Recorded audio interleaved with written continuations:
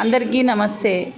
ఈ వీడియోలో చూడండి, నేను మా తోటలో ఉండే పిల్లలకి ఈ విధంగా రోజు అయితే పాలన్నము, పెరుగన్నము, ఏ కూర ఉంటే ఆ కూర పెడతాము. కానీ కూరలు పెడితే ఈ పిల్లలు తినవండి. పాలు కలిపి పెట్టినా, పెరుగు కలిపి పెట్టినా, చికెను, ఫిష్ కర్రీ, ఇలాంటి మటన్, నాన్ వెజ్ ఉంటే కనుక ఈ పిల్లలు తింటాయి. ఈ వీడియో అయితే మీ ముందుకు నేను ఎందుకు తీసుకొస్తున్నానంటే, మన చుట్టూ ఉన్న జంతువుల్ని మనము గాన కొంత ఫుడ్ ఇచ్చి వాటి ఆకలిగానే మనం తీర్చినట్లయితే మనకు వాటి నుంచి ఎలాంటి హాని ఉండదు అని మీకు చెప్పడానికైతే ఈ వీడియో అయితే తీస్తున్నాము. మాకు తెలుసు కదా, మీరు ఎందుకు చెప్తారని అనుకోవద్దండి. ఇటీవల అన్నమయ్య జిల్లాలో ఈ కుక్కలు తరమడంతో ఒక ఆయన బైక్లో నుంచి కింద పడి అక్కడికక్కడే చనిపోయాడు.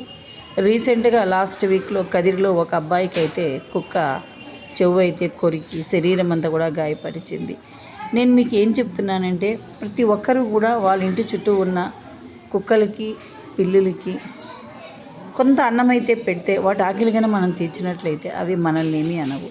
ఈ మధ్య కుక్కల దాడి ఎక్కువగా అయిపోయింది. ఎక్కడంటే అక్కడ కుక్కలు అయితే పిల్లల్ని అటాక్ చేస్తున్నాయి. ఈవెన్ పెద్దవాళ్ళను కూడా అటాక్ చేస్తున్నాయి. ఎందుకంటే వాటికి అన్నం దొరకడం లేదు.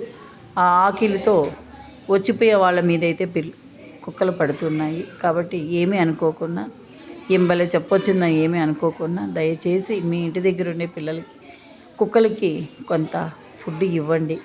అప్పుడైతే అవి ఆకలి తీరితే మన మీద అటాక్ చేయకుండా ఉంటాయి. మన ఇంట్లో మనకు తెలియకుండా ఎంతో కొంత భోజనం అనేది వేస్ట్ అవుతూనే ఉంటుంది. ఆ భోజనాన్ని తీసుకొని ఆ కుక్కలకు, పిల్లులకు ఇచ్చామంటే కనుక అవి హ్యాపీగా ఉంటాయి. అవి హ్యాపీగా ఉన్నాయంటే మనం కూడా హ్యాపీగా ఉంటాం. పూర్వకాలంలో ప్రతి ఇంటికి ఒక కుక్క ఉండేది. ఆ కుక్కకు వాళ్ళైతే భోజనం పెట్టేవాళ్ళు. ఇప్పుడు కుక్కలైతే ఈదుల్లో ఉన్నాయి, కానీ ఎవరు వాటి భోజనాన్ని గురించి ఆలోచన చేయడం లేదు. దానివల్లే ఏమో అని నేనైతే అనుకుంటున్నాను. చిన్నపిల్లల మీద చాలాసార్లు ఈ కుక్కలు అటాక్ చేయడం అనేది మనము ఫేస్బుక్లో, టీవీలలో, పేపర్లలో చూస్తూ ఉన్నాము.